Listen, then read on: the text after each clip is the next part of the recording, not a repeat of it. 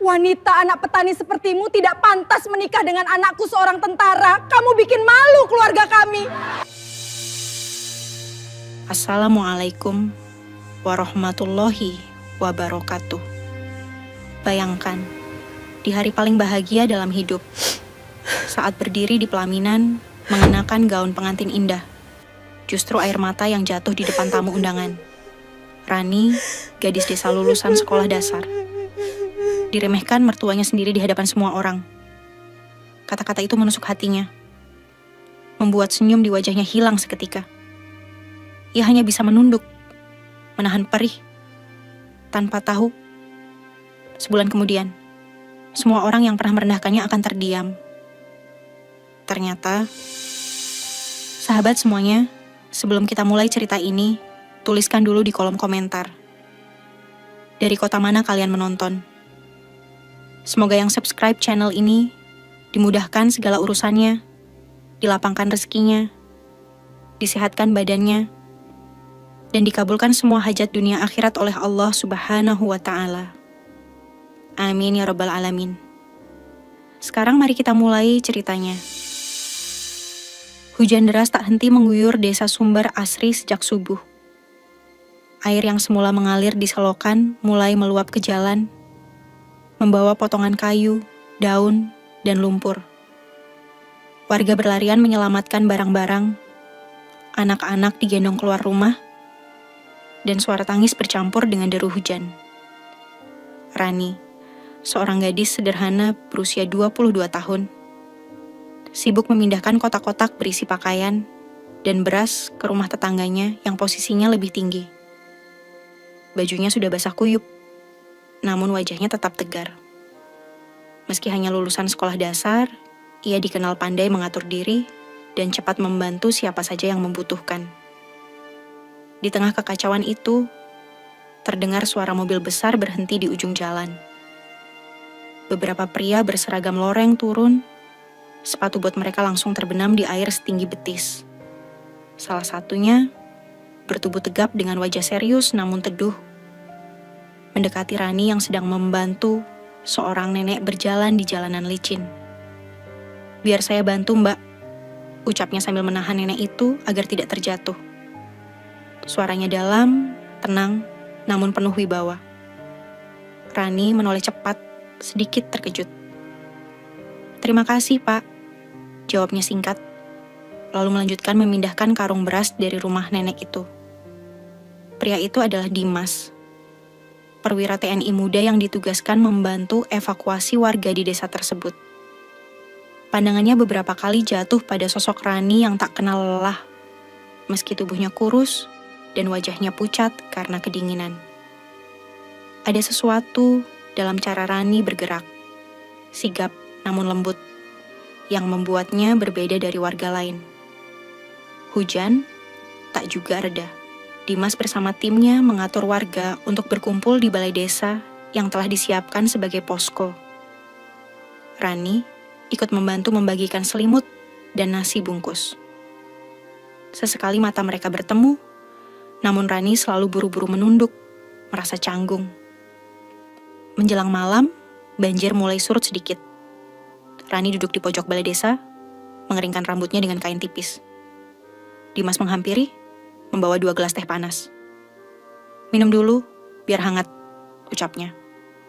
Rani menerimanya dengan senyum kecil. "Terima kasih, Pak.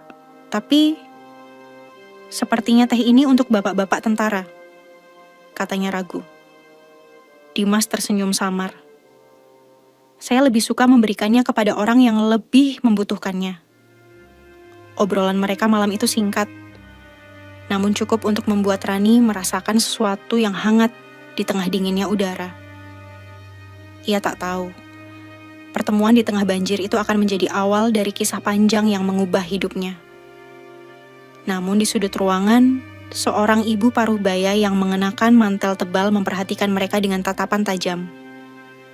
Ia adalah Bu Ratna, ibu Dimas, yang datang melihat langsung keadaan lokasi bencana. Di matanya, Rani hanyalah gadis kampung biasa. Ia sudah membatin, perempuan seperti ini tidak akan pernah cocok untuk anakku.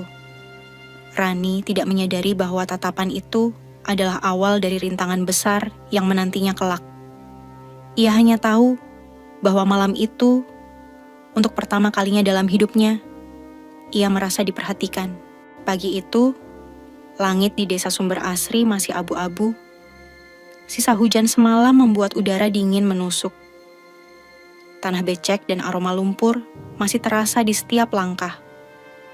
Warga mulai membersihkan rumah, sementara anak-anak bermain di genangan air yang tersisa. Rani bangun lebih awal dari biasanya. Setelah menyiapkan sarapan untuk ayahnya yang sakit dan adik kecilnya, ia kembali ke posko banjir untuk membantu para relawan. Tubuhnya lelah, tapi rasa peduli membuat kakinya tak bisa diam di rumah. Di posko, ia kembali melihat Dimas. Kali ini ia sedang mengatur distribusi logistik bersama beberapa prajurit muda.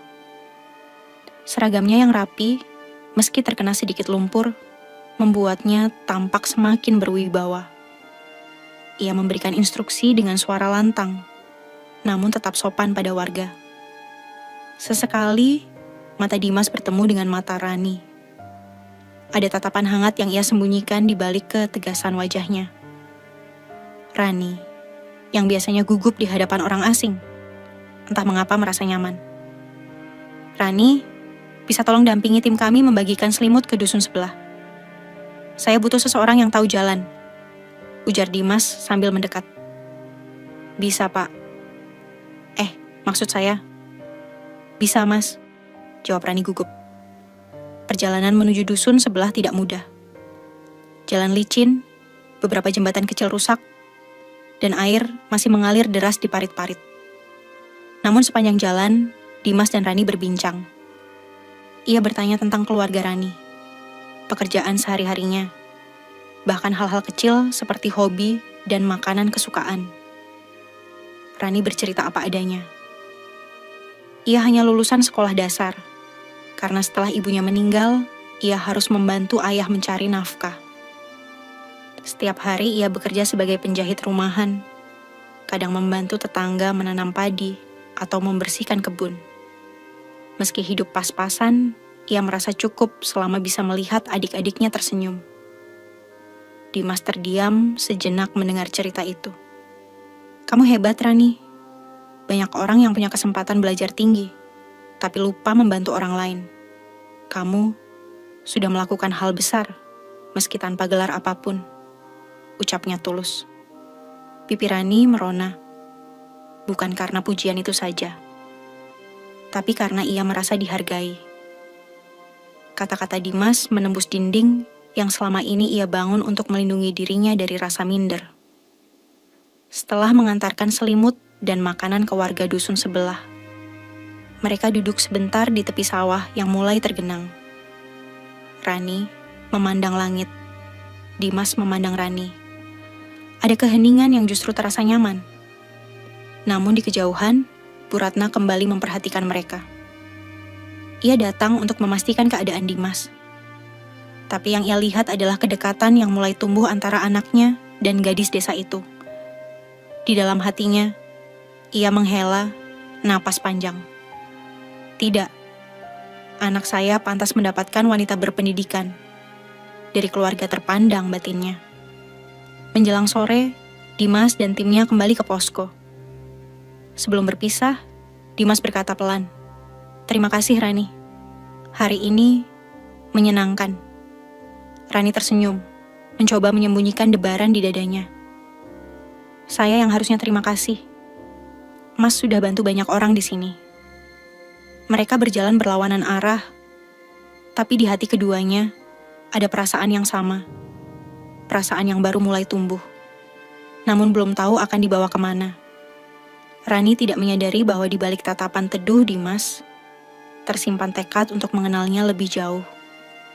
Dan ia juga belum tahu bahwa langkah menuju kedekatan ini akan membawanya ke pelaminan, sekaligus menghadapkan dirinya pada ujian terberat dalam hidup. 2 minggu telah berlalu sejak banjir di desa Sumber Asri. Air sudah surut sepenuhnya, lumpur dibersihkan, dan warga mulai kembali ke rutinitas masing-masing. Namun bagi Rani, ada satu hal yang tak ikut surut. Kenangan akan sosok Dimas. Setiap kali ia menjahit di teras rumah, pikirannya sering melayang ke saat mereka membagikan selimut bersama. Tatapan hangat Dimas, suaranya yang tenang, dan caranya menghargai Rani apa adanya, seolah terus berputar dalam ingatan. Ia mencoba mengabaikan perasaan itu. Dalam hati, Rani sadar bahwa Dimas berasal dari dunia yang berbeda. Ia seorang perwira TNI, berpendidikan tinggi, dengan keluarga terpandang. Sedangkan dirinya hanya lulusan sekolah dasar, tinggal di rumah sederhana berdinding kayu. Namun, takdir seolah punya rencana lain. Suatu sore, ketika Rani baru saja menjemur cucian, terdengar suara motor berhenti di depan rumah. Rani keluar dan terkejut melihat Dimas turun dari motor dinasnya, membawa sebungkus kue dan senyum yang jarang ia tunjukkan di hadapan banyak orang. "Assalamualaikum Rani," sapa Dimas. "Waalaikumsalam. Mas Dimas, ada apa datang ke sini?" Rani tergagap. Dimas menyerahkan kue itu.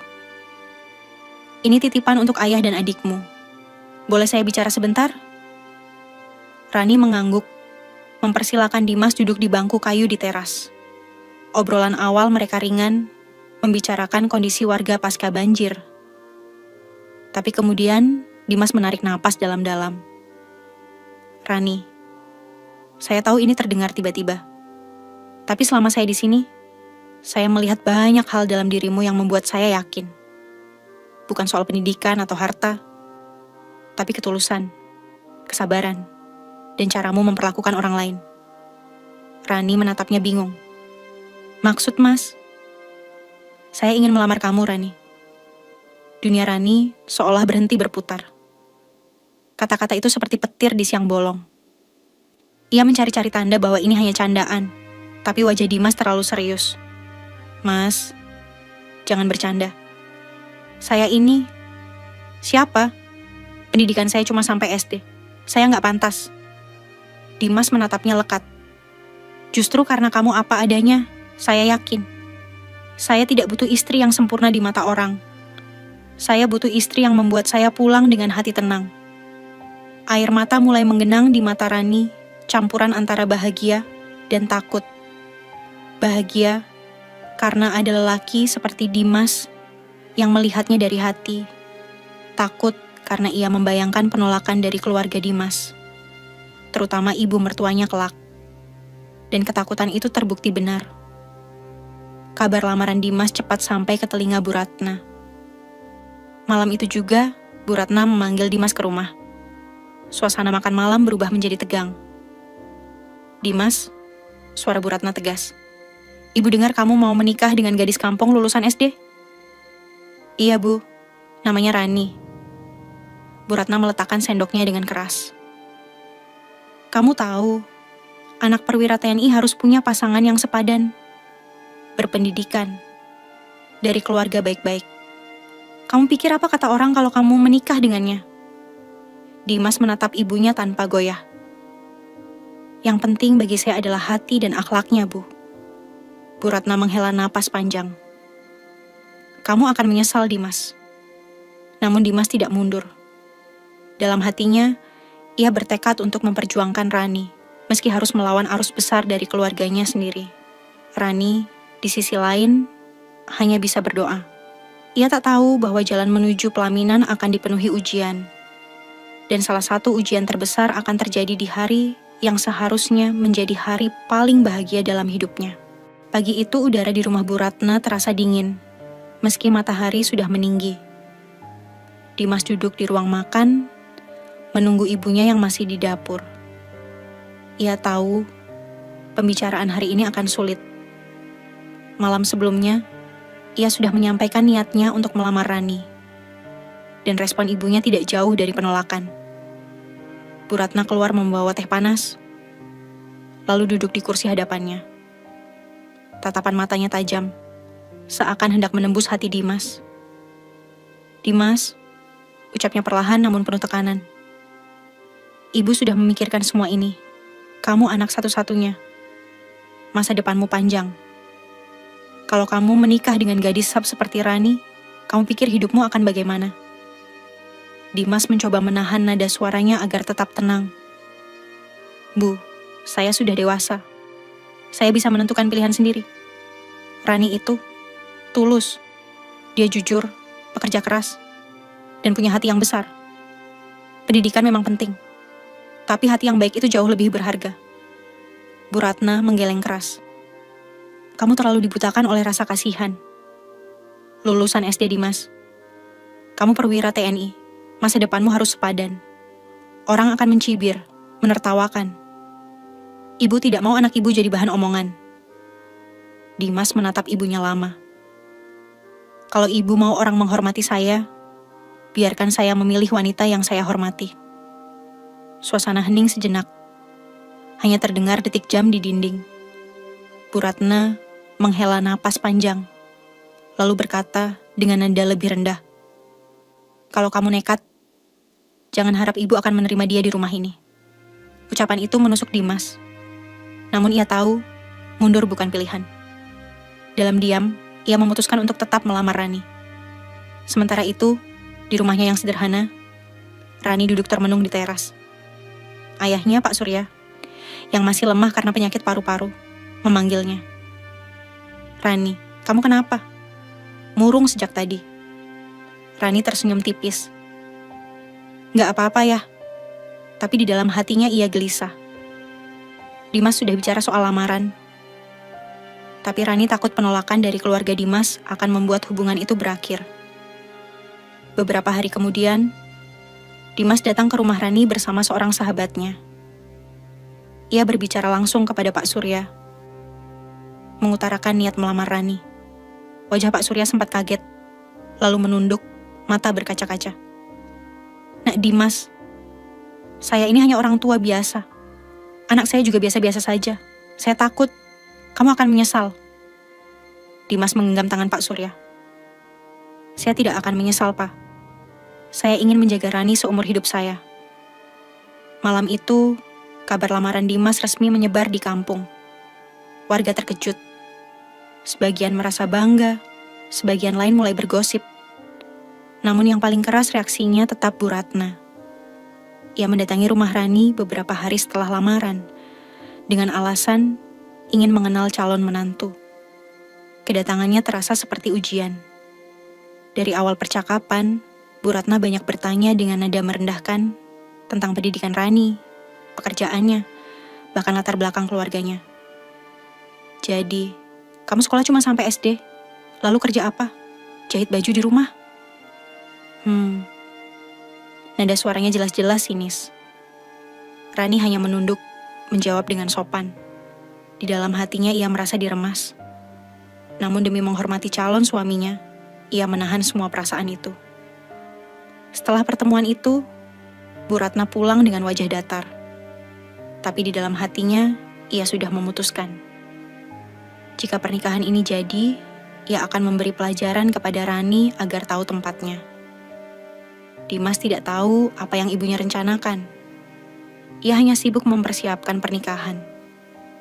Berharap segalanya akan berjalan lancar. Rani pun mencoba menguatkan hati, meyakinkan diri bahwa selama ia ikhlas, Allah akan menolongnya.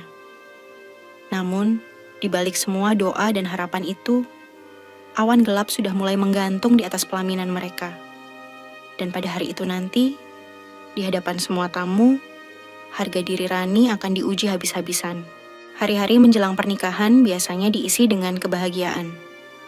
Namun bagi Rani, setiap detik justru terasa seperti ujian kesabaran.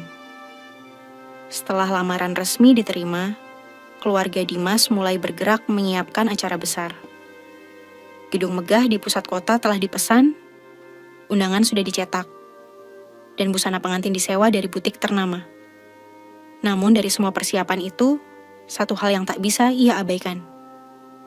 Tatapan dan sikap Bu Ratna. Setiap kali bertemu, wanita itu jarang tersenyum.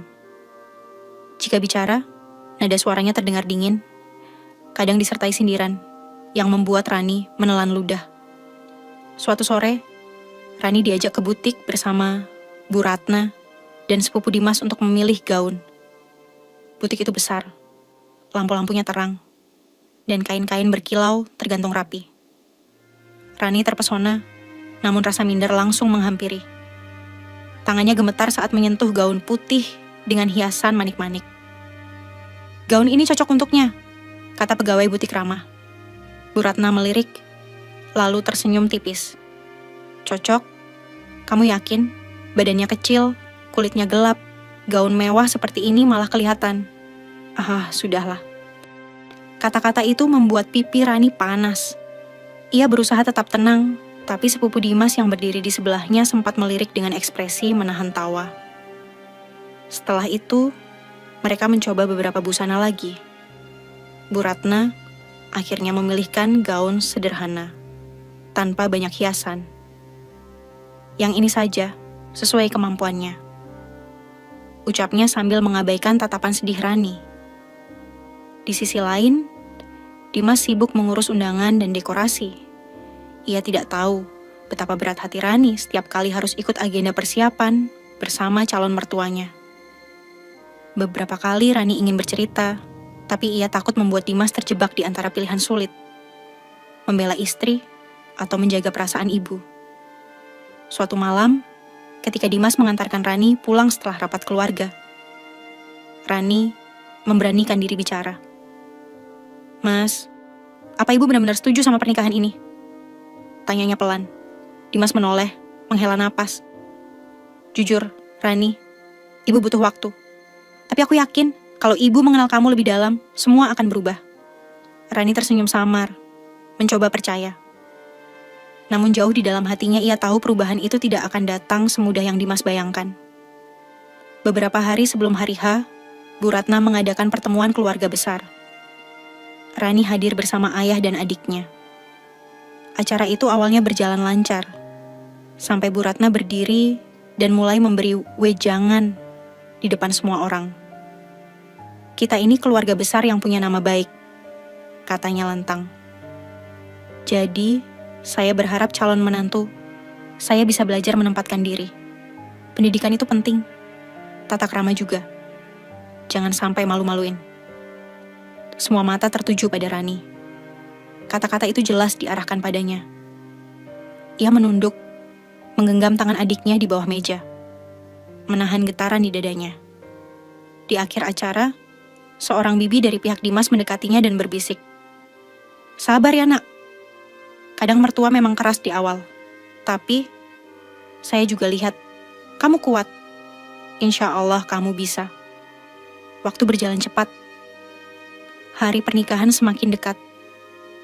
Rani sudah mencoba menguatkan diri, meyakinkan hatinya bahwa yang terpenting adalah niat baik dan doa. Namun ia tidak tahu, rencana Bu Ratna untuk memberi pelajaran sudah matang. Dan di hari bahagianya nanti, rencana itu akan membuat seluruh tamu menatapnya. Bukan dengan kagum, tapi dengan tatapan iba. Mentari pagi menyinari kota dengan lembut. Udara masih segar, langit biru bersih, seolah ikut merayakan kebahagiaan dua insan. Di rumah Rani, suasana sudah ramai sejak subuh. Para pria sibuk menyiapkan riasan, menyematkan hiasan rambut, dan membalut tubuh Rani dengan gaun pengantin putih yang dipilih Bu Ratna. Gaun itu sederhana, jauh dari yang Rani impikan. Namun ia tetap mengenakannya dengan hati ikhlas. Dari cermin besar di depannya, Rani melihat pantulan wajahnya yang berbeda. Bibirnya dipulas merah muda, pipinya dibubuhi perona tipis, namun di balik itu matanya menyimpan kegelisahan. Ia mencoba tersenyum, meski di dalam hati ada perasaan yang sulit dijelaskan. Campuran antara bahagia, gugup, dan takut. Di luar rumah, beberapa mobil mewah sudah terparkir. Tamu-tamu mulai berdatangan, sebagian dari keluarga besar Dimas yang datang dari kota. Mereka mengenakan pakaian indah dan berbicara dengan suara lantang, membicarakan segala hal. Bahkan sesekali melirik Rani dengan tatapan menilai. Sesampainya di gedung resepsi, Rani disambut oleh Dimas yang tampak gagah dalam seragam dinasnya. Senyumnya tulus, tatapannya hangat. "Kamu cantik sekali hari ini," bisiknya. Rani menunduk malu, mencoba mengabaikan degup jantung yang berpacu cepat. Acara dimulai. Musik gamelan mengalun pelan, aroma bunga melati dan mawar memenuhi ruangan. Tamu-tamu duduk rapi di kursi, menanti kedua mempelai naik ke pelaminan. Semua berjalan sesuai rencana, hingga Bu Ratna naik ke panggung. Awalnya, Rani mengira ibu mertuanya akan memberi ucapan selamat. Namun begitu berdiri di samping mereka, Bu Ratna tersenyum tipis kepada para tamu, lalu berkata dengan suara yang cukup keras untuk didengar semua orang di ruangan itu. "Bapak Ibu semua," ucapnya, "hari ini anak saya, seorang perwira TNI, menikahi gadis yang, ya, mungkin kita semua tahu pendidikannya hanya sampai SD. Tapi saya percaya, semoga dia bisa belajar banyak setelah masuk keluarga kami." Sejenak suasana hening. Beberapa tamu tersenyum kaku, sebagian menunduk, ada pula yang saling berbisik. Kata-kata itu menghantam hati Rani seperti pukulan keras. Ia berusaha menahan air mata, namun dadanya terasa sesak. Dimas spontan menoleh ke ibunya, tapi sebelum ia sempat bicara, Bu Ratna sudah melanjutkan. "Tapi tidak apa-apa, yang penting dia mau berubah. Semoga bisa menyesuaikan diri dengan keluarga besar yang berbeda latar belakang ini." Rani menunduk, jemarinya meremas ujung gaun. Ia mencoba menarik napas panjang, tapi rasanya sulit. Senyum di wajahnya nyaris hilang. Ia hanya berusaha tetap duduk tegak, menghormati tamu dan menjaga harga diri suaminya. Dimas akhirnya menggenggam tangan Rani di atas pangkuannya, memberi isyarat bahwa ia tidak sendirian. Namun genggaman itu tak cukup meredam perih yang menusuk dari kata-kata sang mertua. Setelah Bu Ratna turun dari pelaminan, beberapa tamu mulai berfoto bersama. Rani berusaha kembali tersenyum, tapi matanya berkaca-kaca. Ia merasa semua orang menatapnya dengan pandangan kasihan atau sekadar ingin tahu. Di sudut ruangan, beberapa sepupu Dimas terlihat berbisik sambil melirik ke arahnya. Rani berpura-pura tidak mendengar, meski hatinya terasa semakin kecil. Hari yang seharusnya menjadi hari terindah dalam hidupnya, kini sudah ternoda.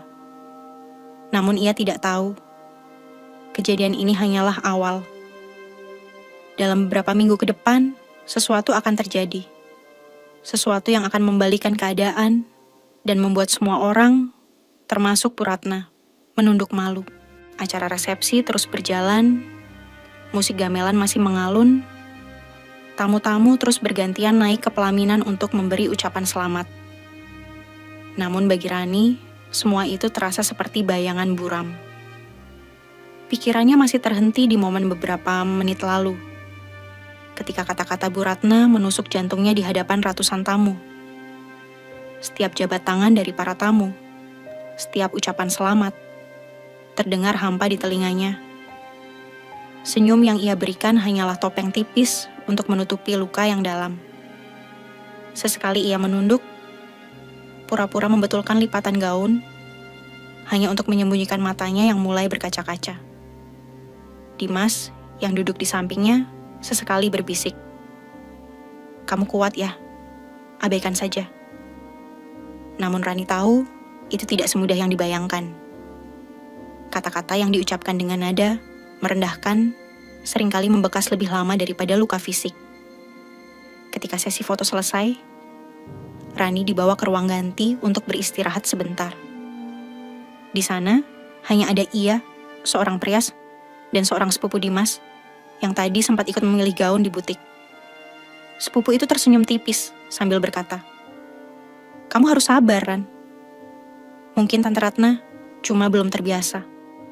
Lagi pula, ya, kamu kan memang beda dunia sama Dimas. Wajar kalau orang bertanya-tanya." Ucapan itu menambah beban di dada Rani. Ia hanya tersenyum hambar dan menunduk, memilih diam. Tak lama, pintu terbuka. Bu Ratna masuk, pura-pura mengecek keadaan. "Rani, kamu kelihatan pucat," Jangan sampai kelihatan lemah di depan tamu. Nanti orang kira kamu nggak sanggup jadi istri perwira.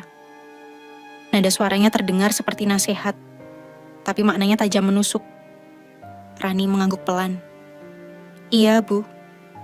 Malam harinya, setelah semua tamu pulang dan gedung mulai sepi, Dimas dan Rani kembali ke rumah untuk bersiap menuju penginapan yang sudah disiapkan. Dalam perjalanan, suasana di mobil terasa hening.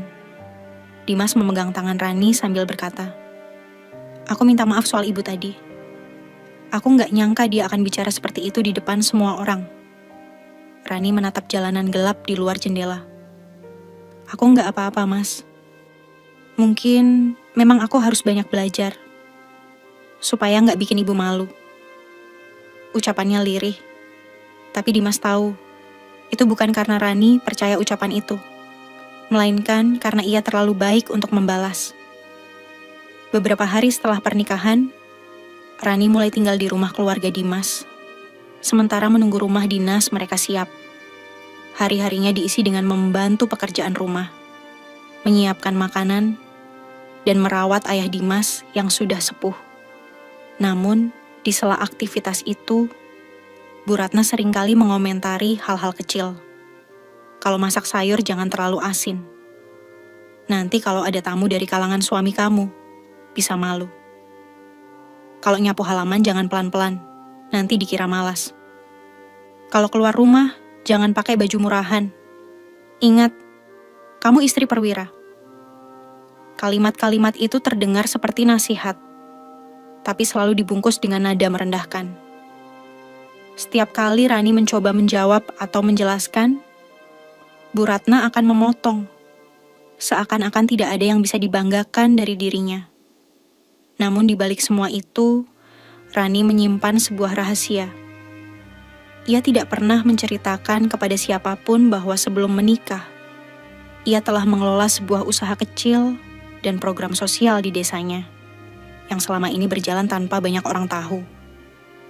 Ia memilih diam, karena ia tidak ingin pembuktian itu lahir dari kesombongan. Ia hanya berdoa dalam hati, "Ya Allah, beri aku kekuatan. Jika nanti tiba waktunya, tunjukkan kebenaran di hadapan mereka." Rani tidak tahu bahwa waktu itu akan datang lebih cepat dari yang ia bayangkan. Dan ketika saatnya tiba, semua orang yang pernah memandang rendah akan terdiam, termasuk Bu Ratna, yang selama ini memandangnya sebelah mata. Malam itu, suasana hotel tempat Rani dan Dimas menginap terasa sunyi. Lampu-lampu temaram memantulkan cahaya lembut di dinding. Aroma bunga melati dari hiasan meja memenuhi ruangan. Dari luar, semuanya tampak sempurna, seperti malam pertama pengantin baru pada umumnya. Namun di dalam hati Rani, perasaan itu tidak sesederhana yang terlihat. Sejak kejadian di pelaminan, pikirannya terus dihantui oleh kata-kata Bu Ratna. Setiap kali ia menutup mata, wajah para tamu yang melihatnya dengan tatapan iba kembali terbayang. Dimas duduk di tepi ranjang, melepaskan seragam dinasnya, lalu menoleh ke arah Rani yang masih duduk di meja rias. "Kenapa bengong? Capek ya?" tanyanya lembut. Rani tersenyum tipis, namun tidak menjawab. Tangannya sibuk membuka hiasan rambut satu persatu, meski gerakannya lambat. Dimas bangkit, mendekatinya, lalu berdiri di belakang kursi. "Rani, aku tahu kamu gak baik-baik saja." Air mata yang sejak tadi ditahan akhirnya mengalir pelan di pipi Rani. "Mas, aku gak pernah minta jadi istri perwira. Aku cuman pengen bahagia. Tapi kenapa rasanya semua orang melihat aku kayak orang yang salah tempat?" Dimas memutar kursi, berlutut di hadapan Rani, dan menggenggam tangannya. "Dengar, Ran, aku menikahi kamu bukan karena kasihan. Aku memilih kamu karena aku lihat sesuatu di kamu yang gak dimiliki orang lain, hati yang tulus. Soal ucapan ibu aku janji, aku akan buktikan kalau mereka salah." Rani menggeleng, suaranya bergetar. "Tapi Mas, mereka gak akan percaya. Aku ini cuma lulusan SD. Mereka gak tahu Aku punya sesuatu yang selama ini aku simpan. Dimas menatapnya penasaran.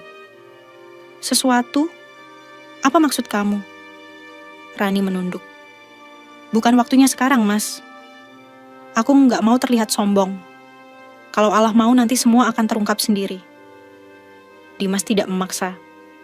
Ia hanya mengusap pipi Rani, lalu menariknya ke dalam pelukan. Kalau begitu, mulai malam ini, kita hadapi semuanya bersama. Nggak ada lagi kamu sendirian. Pelukan itu menghangatkan hati Rani. Untuk pertama kalinya sejak pagi, ia merasa aman. Meski air matanya masih mengalir, ada rasa lega yang perlahan menghapus beban di dadanya. Malam itu mereka berbicara lama.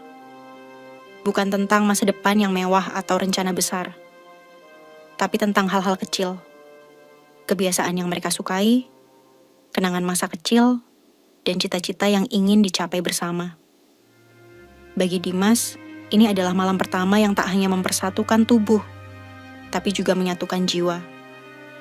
Bagi Rani, ini adalah momen yang menguatkan tekadnya. Bahwa suatu hari nanti, ia akan membuat semua orang yang merendahkannya menunduk malu. Pagi harinya, mereka kembali ke rumah keluarga Dimas. Untuk sementara waktu. Rani menyadari, masa bulan madu mereka tidak akan seperti pasangan pada umumnya. Di rumah itu, ia akan kembali menghadapi sikap dingin Bu Ratna. Namun ada yang berbeda kali ini. Rani tak lagi merasa sendirian. Kata-kata Dimas semalam seperti benteng yang menjaga hatinya dari retak. Ia mulai percaya bahwa waktu akan membuktikan siapa dirinya yang sebenarnya. Yang belum ia tahu, sebuah undangan resmi akan datang beberapa minggu kemudian. Undangan yang akan menjadi awal dari perubahan besar dalam hidupnya. Sejak hari pertama kembali ke rumah keluarga Dimas, Rani sudah tahu bahwa kehidupannya tidak akan mudah. Rumah besar bergaya kolonial itu memang megah, dengan halaman luas dan interior mewah. Tetapi udara di dalamnya sering terasa dingin. Bukan karena pendingin ruangan, melainkan karena tatapan dan sikap Bu Ratna. Pagi-pagi sekali, Rani sudah bangun untuk membantu pekerjaan rumah. Ia membersihkan ruang tamu yang penuh pajangan porselen, menyapu halaman, hingga membantu menyiapkan sarapan. Meski ada pembantu, Bu Ratna tetap memintanya turun tangan. Biar terbiasa kerja rapi, Rani. Jadi gak kaget kalau ada tamu penting suamimu, ujarnya. Seolah memberi nasihat. Padahal nada suaranya terasa, seperti perintah. Setiap masakan yang Rani buat, selalu ada komentar. Sayurnya terlalu asin. Nasi ini kurang pulen. Besok masak yang benar. Kalau bikin sambal jangan terlalu pedas. Nanti orang kota nggak suka. Rani menanggapi semua dengan senyum. Meski di dalam hati ia lelah. Dimas sering tidak ada di rumah karena tugas. Dan itu membuatnya harus menghadapi semuanya sendirian. Siang itu, Bu Ratna mengadakan arisan di rumah. Tamu-tamu yang datang kebanyakan istri-istri pejabat dan perwira tinggi. Rani diminta membantu menyajikan minuman dan kue. Saat ia menuangkan teh untuk salah satu tamu, terdengar suara Bu Ratna dari ujung meja. Itu, calon ibu muda kita ini masih belajar banyak. Maklum, pendidikannya cuma sampai SD. Jadi banyak hal yang harus dibenahi. Beberapa tamu tertawa kecil, sebagian hanya tersenyum kaku. Rani menunduk, mencoba mengatur napas agar wajahnya tetap tenang. Kata-kata itu seperti mengupas lagi luka yang baru saja mengering. Selesai acara, salah satu tamu, wanita paruh baya berkerudung lembut, mendekati Rani. Nak, sabar ya. Orang baik akan diuji. Saya lihat kamu kuat. Kalau ada yang butuh bantuan, jangan sungkan bilang. Ucapan itu membuat mata Rani berkaca-kaca. Meski hanya singkat, setidaknya ada seseorang yang memandangnya dengan hormat. Malamnya, Dimas pulang. Rani menceritakan kejadian siang itu. Wajah Dimas menegang, tapi ia mencoba menahan emosi. Aku gak suka dengar itu, tapi aku gak mau bikin suasana makin panas. Aku janji. Ran, sebentar lagi semua akan berubah. Rani mengangguk. Mas, aku cuma takut aku gak kuat. Aku udah berusaha sebaik mungkin tapi selalu salah di mata ibu. Dimas menggenggam tangan Rani. Bertahan sedikit lagi. Aku yakin Allah punya cara sendiri untuk membalikan keadaan. Beberapa hari kemudian, sebuah amplop tebal berstempel resmi datang. Di dalamnya ada surat undangan dari sebuah yayasan pendidikan ternama di Jakarta. Surat itu ditujukan langsung kepada Rani, meminta kehadirannya sebagai tamu kehormatan, sekaligus pembicara di acara tahunan mereka. Bu Ratna yang melihat surat itu mengerutkan dahi. Kamu?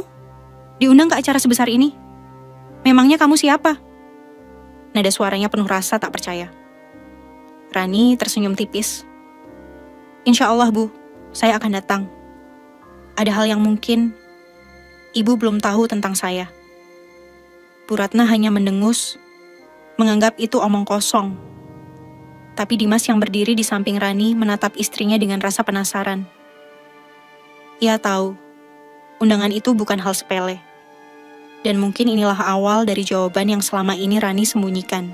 Sejak menerima undangan dari Yayasan Pendidikan Ternama di Jakarta, suasana hati Rani berubah. Ia lebih tenang, lebih yakin, dan tidak lagi mudah terguncang oleh komentar sinis Bu Ratna. Bahkan ketika pagi itu, Bu Ratna mengomel karena sarapan terlambat disajikan, Rani hanya tersenyum dan meminta maaf tanpa membela diri. Dimas memperhatikan perubahan itu. Kamu kelihatan beda, Ran. Lebih kuat, ujarnya saat mereka duduk di teras sore itu. Rani tersenyum samar. Mungkin karena aku tahu sebentar lagi akan ada waktu yang tepat untuk bicara. Bicara soal apa? Tanya Dimas penasaran. Rani menatapnya lembut. Soal siapa aku sebenarnya? Dimas terdiam. Ia ingin bertanya lebih jauh. Tapi tatapan Rani yang penuh keyakinan membuatnya memilih menunggu. Beberapa hari kemudian, Rani menulis sesuatu di buku catatan kecilnya. Di dalam buku itu, ada daftar panjang nama-nama anak dari berbagai desa. Nama anak-anak yang selama ini ia bantu untuk bisa bersekolah. Ada juga catatan pengeluaran dan pemasukan dari sebuah yayasan kecil yang ia kelola diam-diam selama hampir 5 tahun.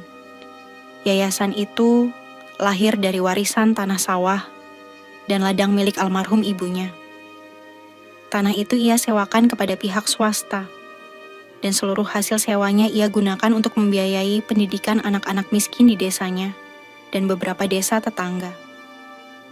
Hingga kini, lebih dari 2.000 anak telah menerima bantuan itu, tanpa pernah tahu siapa donatur sebenarnya.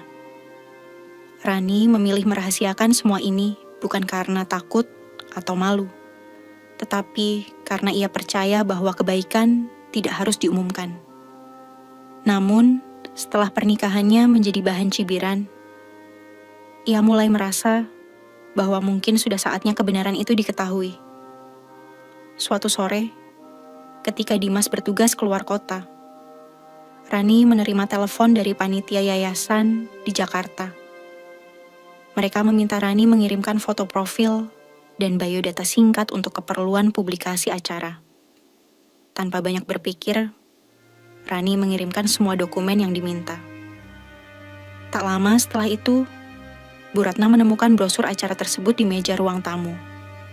Ia membaca dengan alis berkerut. Di halaman utama, terpampang foto Rani dengan tulisan, Rani Surya, pendiri Yayasan Cahaya Ilmu, penyandang dana utama pendidikan gratis untuk 2.000 anak di wilayah Jawa. Bu Ratna terkejut, tapi rasa tak percayanya lebih besar. Ini pasti kesalahan. Mana mungkin gadis desa seperti dia punya yayasan sebesar ini, gumamnya.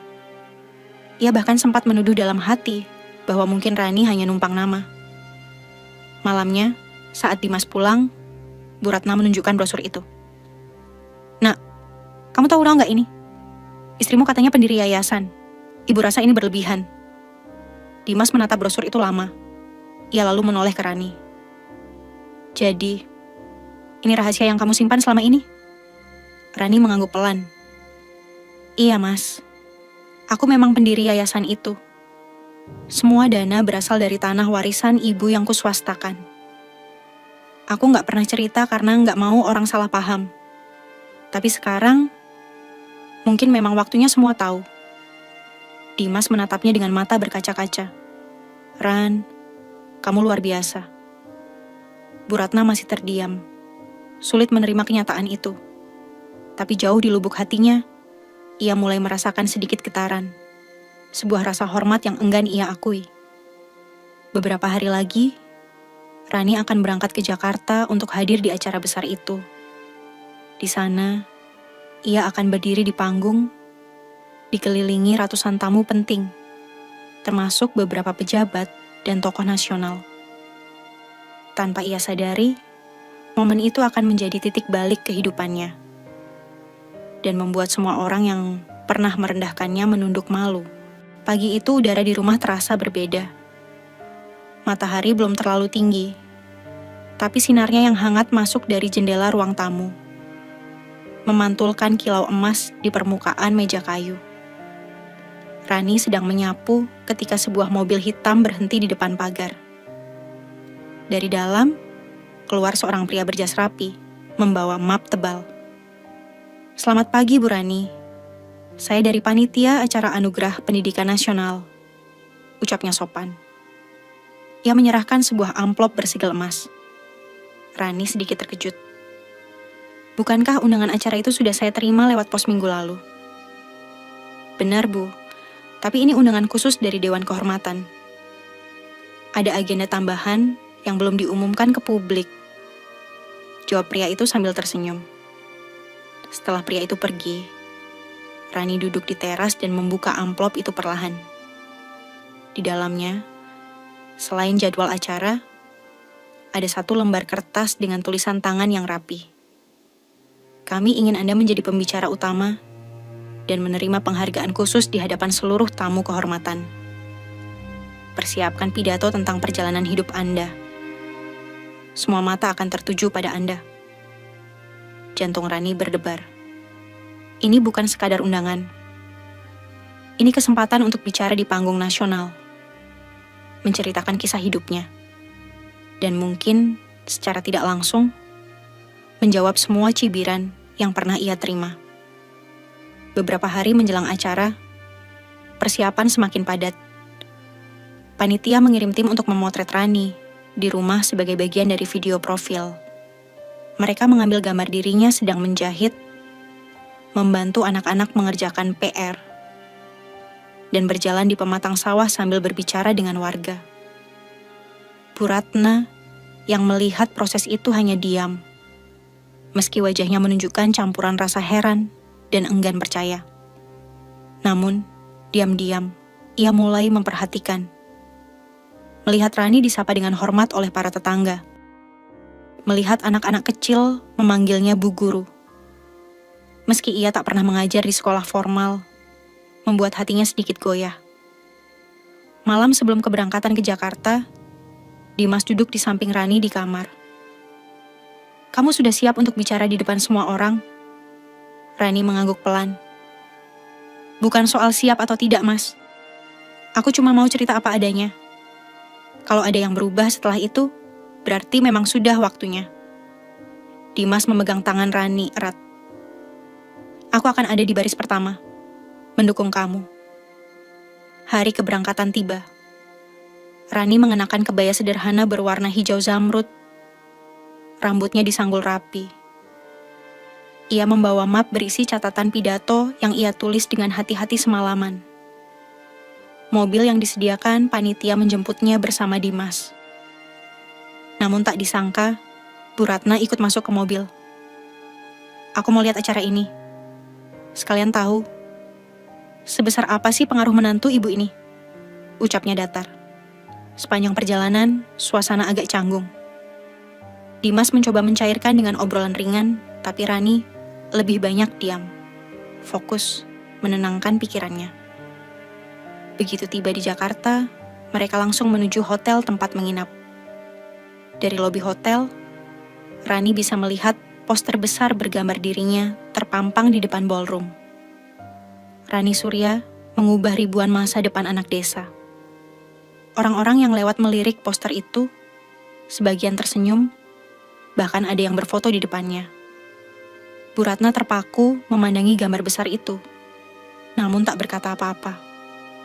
Keesokan harinya Rani akan berdiri di panggung itu di hadapan ratusan tamu penting.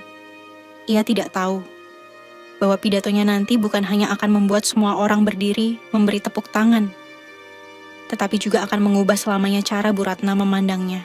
Kereta eksekutif melaju cepat meninggalkan stasiun. Dari balik jendela besar, Rani melihat sawah-sawah yang menguning, jembatan-jembatan yang dilintasi, dan desa-desa yang perlahan berganti menjadi kawasan perkotaan. Duduk di kursi sampingnya, Dimas sibuk memeriksa agenda acara. Sementara Bu Ratna diam memandangi pemandangan di luar. Sesekali melirik Rani tanpa banyak bicara. Di meja kecil di depan kursinya, Rani menaruh map berisi pidato yang ia tulis tangan. Tulisan itu rapi, tapi setiap kalimat mengandung potongan hidupnya. Kisah yang jarang ia ceritakan pada orang lain. Tentang masa kecilnya yang sederhana, tentang hari-hari ia menjahit untuk membantu ayah, hingga tentang alasan ia mendirikan yayasan pendidikan untuk anak-anak miskin.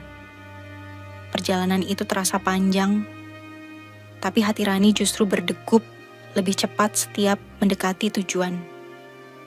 Ia tidak takut bicara di depan banyak orang. Yang ia khawatirkan hanyalah, mampukah kata-katanya nanti menyentuh hati orang yang selama ini meremehkannya? Sesampainya di Jakarta, rombongan langsung menuju hotel bintang 5 yang menjadi lokasi acara. Lobi hotel itu luas, dengan lampu kristal bergantung di langit-langit dan karpet merah yang tebal. Para staf menyambut dengan senyum ramah, memanggil nama Rani dengan hormat. "Selamat datang Bu Rani, semua sudah kami siapkan. Besok ibu akan kami antar langsung ke panggung utama," kata seorang panitia sambil membungkuk kecil. Rani hanya tersenyum sopan, tapi matanya menangkap ekspresi Bu Ratna yang sedikit berubah. Ada kerutan di keningnya, seolah ia mulai melihat sesuatu yang berbeda dari menantunya. Malamnya, di kamar hotel, Rani berdiri di balkon, memandangi kerlap-kerlip lampu kota. Dimas menghampiri dari belakang, membawakan secangkir teh hangat. "Kamu grogi?" tanyanya. "Bukan grogi, Mas. Aku cuma pengen semua ini berjalan baik. Aku nggak mau terlihat seperti pamer. Tapi aku juga nggak mau lagi dipandang rendah," jawab Rani lirih. Dimas mengangguk, lalu menatap istrinya dengan bangga. "Apapun yang terjadi besok, aku sudah bangga sama kamu, Ran. Ingat, aku di kursi depan. Lihat kamu dari awal sampai akhir." Keesokan paginya, ballroom hotel sudah penuh oleh tamu undangan. Latar panggung dihiasi layar LED besar menampilkan tema acara. Pendidikan untuk semua. Menginspirasi dari desa ke kota. Musik pengiring yang kelembut terdengar dari speaker, sementara para panitia sibuk memastikan semua berjalan lancar. Rani duduk di kursi tamu kehormatan, mengenakan kebaya biru tua yang elegan. Di belakangnya, beberapa wartawan menyiapkan kamera. Di barisan tamu, Bu Ratna duduk dengan wajah datar, namun matanya sesekali mengamati sekeliling. Terutama cara orang-orang menghampiri Rani dengan penuh hormat. Ketika namanya dipanggil untuk naik ke panggung, suara tepuk tangan bergema memenuhi ruangan. Rani berdiri, melangkah perlahan menuju podium. Sorotan lampu mengikuti setiap langkahnya. Di detik itu, ia tahu ini adalah waktunya. Waktu untuk menceritakan siapa dirinya, tanpa berlebihan, tapi cukup untuk membuat semua orang mengerti bahwa nilai seseorang tidak pernah ditentukan oleh gelar atau harta. Yang belum ia tahu, pidato ini bukan hanya akan menyentuh hati para tamu, tapi juga akan menjadi momen ketika Bu Ratna menatapnya dengan mata berbeda. mata yang tak lagi merendahkan. Lampu sorot mengikuti langkah Rani saat ia menaiki 3 anak tangga menuju panggung. Suara tepuk tangan dari ratusan hadirin mengisi ruangan megah itu. Namun di telinga Rani terdengar seperti gemuruh ombak yang menguji ketenangannya. Ia berdiri di belakang podium berlapis kayu elegan. Mikrofon di depannya sudah disesuaikan tinggi badannya. Di layar LED raksasa, terpampang foto Rani sedang duduk di tengah anak-anak desa, membagikan buku dan seragam sekolah. Rani menarik napas panjang. Senyumnya tipis, tapi matanya berkilat. Assalamualaikum warahmatullahi wabarakatuh. Suaranya jernih, membuat ballroom hening seketika. Nama saya Rani Surya. Mungkin banyak dari Anda yang tidak mengenal saya. Saya lahir di sebuah desa kecil di Jawa Tengah. Pendidikan saya hanya sampai sekolah dasar. Bukan karena saya tidak mau belajar, tapi karena keadaan memaksa saya membantu ayah mencari nafkah setelah ibu meninggal. Sejumlah kepala mulai mengangguk. Ada tamu yang menatapnya dengan mata berkaca-kaca. Rani melanjutkan. Nadanya stabil namun penuh perasaan. Saya tumbuh di antara keterbatasan. Tetapi saya selalu percaya. Keterbatasan bukan alasan untuk berhenti bermimpi. 5 tahun lalu, saya memutuskan menggunakan warisan tanah dari ibu saya. Tanah itu saya sewakan, dan seluruh hasilnya saya gunakan untuk mendirikan Yayasan Cahaya Ilmu, sebuah program pendidikan gratis untuk anak-anak miskin. Hingga hari ini, lebih dari 2.000 anak telah menerima bantuan untuk bersekolah. Tepuk tangan mulai terdengar, tapi Rani mengangkat tangannya pelan, meminta hadirin mendengarkan sampai akhir. Saya sering dianggap tidak pantas berada di tempat-tempat seperti ini. Saya tahu rasanya direndahkan, dihakimi, hanya karena penampilan atau latar belakang. Tapi hari ini, saya berdiri di sini untuk membuktikan bahwa nilai seseorang tidak diukur dari gelarnya, tapi dari apa yang ia berikan untuk orang lain. Sorot kamera dari wartawan menyorot wajah Rani, menangkap setiap emosi yang ia keluarkan. Di barisan depan, Dimas menatap istrinya dengan mata berbinar penuh bangga. Namun di kursi sebelahnya, Bu Ratna terlihat terpaku, bibirnya bergetar, dan matanya mulai berkaca-kaca. Jika saya boleh memberi pesan, Rani menutup pidatonya. Lihatlah seseorang dari hatinya, bukan dari sampulnya. Karena seringkali, orang yang kita anggap kecil, justru menyimpan hal-hal besar yang tak pernah kita bayangkan. Begitu Rani mengakhiri kata-katanya, ballroom meledak dengan tepuk tangan panjang.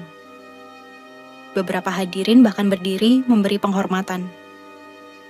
Kamera televisi merekam setiap detik, dan layar di belakang panggung menayangkan potret anak-anak desa tersenyum, menerima buku dari tangan Rani. Di tengah gemuruh itu, Bu Ratna berdiri pelan. Ia berjalan ke arah panggung, melewati barisan kursi, matanya tak lepas dari menantunya. Semua mata menoleh, heran melihat wanita yang tadi duduk kaku kini mendekati podium. Tanpa banyak kata, Bu Ratna naik ke panggung dan memeluk Rani erat. Pelukan yang hangat, lama, dan penuh penyesalan. Di telinga Rani, ia berbisik, "Maafkan Ibu, Nak. Ibu salah menilaimu." Air mata Rani pun jatuh. Bukan karena luka lama, tapi karena akhirnya hatinya diakui. Bukan sebagai menantu yang harus membuktikan diri, tapi sebagai bagian dari keluarga. Pelukan di panggung itu menjadi momen yang membekas di hati semua orang yang hadir. Tepuk tangan belum juga reda ketika pembawa acara kembali mengambil alih mikrofon. Suaranya sedikit bergetar karena suasana haru yang memenuhi ruangan. Hadirin sekalian, ujarnya, kami punya satu kejutan lagi untuk Bu Rani Surya. Malam ini, beliau tidak hanya menerima penghargaan tokoh inspiratif pendidikan nasional, tetapi juga diangkat menjadi duta resmi program pendidikan anak desa di bawah Kementerian Pendidikan Sorak-Sorai, dan tepuk tangan kembali bergema. Rani menatap ke arah Dimas, yang tersenyum lebar sambil memberi isyarat, kau pantas mendapatkannya. Namun, yang paling membuat hati Rani bergetar adalah ekspresi Bu Ratna. Mata yang biasanya dingin kini terlihat lembut, bahkan sedikit berkilat bangga.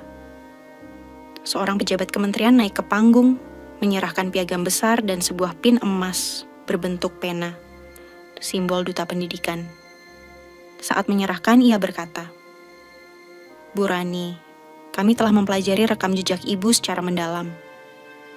Selama 5 tahun terakhir, yayasan yang ibu dirikan telah mengirimkan lebih dari 2.000 anak ke sekolah formal, membiayai beasiswa, bahkan menyediakan pelatihan keterampilan untuk para ibu tunggal.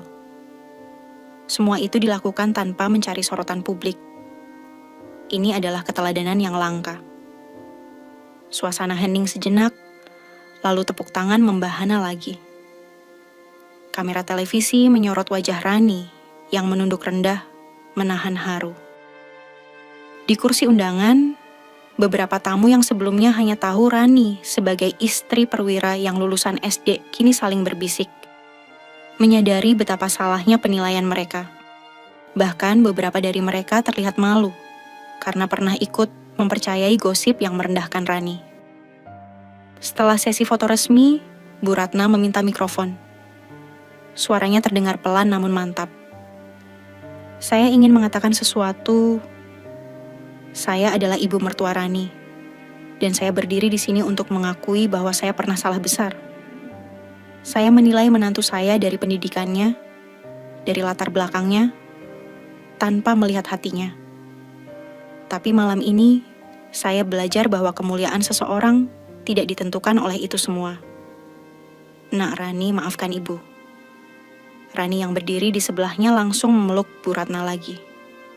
Pelukan itu kali ini lebih hangat, tanpa jarak. Dimas yang melihat momen itu hanya bisa menghela napas lega. Merasa beban berat yang ia pikul selama ini akhirnya runtuh. Acara berlanjut dengan makan malam bersama. Banyak tamu yang datang menghampiri Rani untuk memberi selamat secara pribadi. Sebagian bahkan mengajukan kerjasama dengan yayasannya, menawarkan dukungan dana dan jaringan. Dimas tak henti-hentinya tersenyum, melihat istrinya diperlakukan seperti sosok yang dihormati, bukan lagi objek cibiran. Sementara Bu Ratna, meski tidak banyak bicara, selalu berada di sisi Rani, memperkenalkannya kepada orang-orang penting seolah ingin menebus semua masa lalu. Malam itu, identitas Rani yang sebenarnya bukan hanya terungkap, tetapi juga diterima sepenuhnya. Tidak ada lagi rasa minder, tidak ada lagi tatapan merendahkan. Yang tersisa hanyalah rasa hormat, kekaguman, dan cinta yang tumbuh lebih kuat dari sebelumnya. Pagi setelah acara besar itu, sinar matahari menembus tirai kamar hotel, menciptakan garis-garis hangat di lantai. Rani terbangun lebih awal, duduk di tepi ranjang sambil memandang keluar jendela. Jakarta terlihat sibuk seperti biasa. Tapi di hatinya ada ketenangan yang tak pernah ia rasakan sebelumnya. Dimas masih terlelap, namun Bu Ratna mengetuk pintu pelan. Boleh ibu masuk? Suaranya lembut, berbeda jauh dari nada-nada dingin yang biasa Rani dengar. Rani mempersilakan. Bu Ratna duduk di kursi dekat jendela, memandang menantunya dalam diam. Butuh waktu beberapa detik sebelum ia berkata, Nak Rani, semalam ibu tidak bisa tidur. Ibu memikirkan semua kata-kata kamu di panggung, dan ibu malu, karena ibu adalah orang pertama yang menilai kamu dari hal-hal yang tidak seharusnya. Air mata menggenang di mata Rani, tapi ia menunduk, berusaha menahannya. Saya tidak menyimpan dendam, Bu. Semua yang ibu lakukan, saya anggap ujian dari Allah, supaya saya belajar sabar. Bu Ratna menggeleng, lalu berdiri, dan memeluk Rani erat. Pelukan itu hangat, lama, dan penuh rasa tulus. Mulai hari ini, kamu bukan cuma menantu, kamu anak ibu. Dan ibu janji, ibu akan jadi orang yang pertama berdiri di samping kamu dalam setiap langkah. Hari itu, mereka pulang ke rumah dengan suasana yang benar-benar berbeda.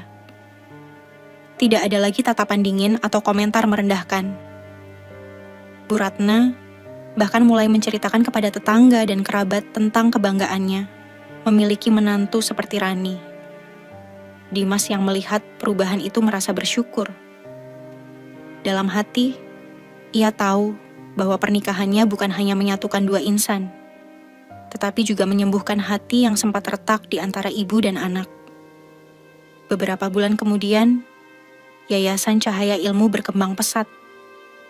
Dengan dukungan dari banyak pihak, jumlah anak yang menerima bantuan meningkat hampir 2 kali lipat. Bu Ratna sering ikut menghadiri acara penyerahan bantuan, berdiri di samping Rani dengan bangga. Di setiap kesempatan, Rani selalu mengingatkan, yang kita lakukan ini bukan untuk dipuji, tapi untuk membuat lebih banyak anak bisa bermimpi. Suatu sore, saat mereka berkumpul di teras rumah, Bu Ratna berkata, "Kamu tahu, Nak, waktu pertama kali bertemu, Ibu cuma melihat penampilan luar kamu. Ibu buta terhadap hati kamu yang sesungguhnya. Tapi sekarang, Ibu bersyukur Dimas memilih kamu. Karena kamu bukan hanya istri yang baik, tapi juga guru bagi Ibu." Rani tersenyum, menatap senja yang mulai turun. Kalau hati kita mau belajar, Bu, tidak ada yang terlambat untuk berubah. Dan di bawah cahaya orangnya matahari sore itu, mereka saling berpelukan lagi. Bukan sebagai mertua dan menantu yang penuh jarak, tapi sebagai dua hati yang akhirnya saling memahami. Sahabat semuanya, itulah akhir dari cerita kita hari ini. Terima kasih sudah menyimak sampai selesai. Semoga kisah tadi bisa menjadi pelajaran hidup yang berarti untuk kita semua. Sebelum video ini ditutup, kalau sahabat suka dengan cerita seperti ini, jangan lupa klik tombol suka, bagikan ke teman-teman, dan pastikan sudah subscribe channel Deretan Hikmah, supaya sahabat tidak ketinggalan cerita-cerita menarik dan penuh makna lainnya. Terima kasih banyak atas waktu.